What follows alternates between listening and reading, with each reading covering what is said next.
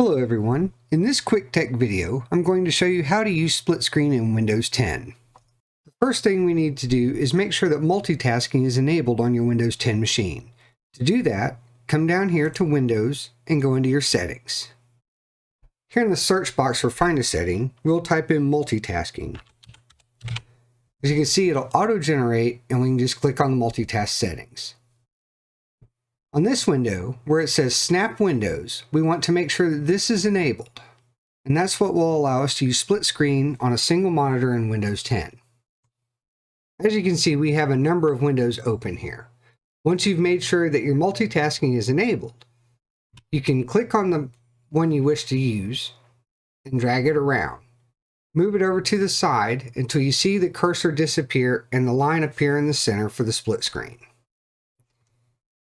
So now we have that, and we can click on one of the other ones that we have.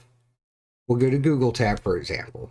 So now you can switch between the two and use both of them in split screen. Another way to do this, if you need more than two screens, is come up and click in the corner. If you go to the side, you see that you have a vertical line there in your screen.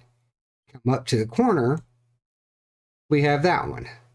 And you can do that for each windows that you have, and drag them to the corner, and there you go. Alternately, you can use your keyboard to enable the split screen. Highlight the window you wish to use, hold down the Windows key and the left or right arrow, and it will do the same thing. Thank you for watching. Please like and subscribe and stay tuned for more quick tech how-to videos.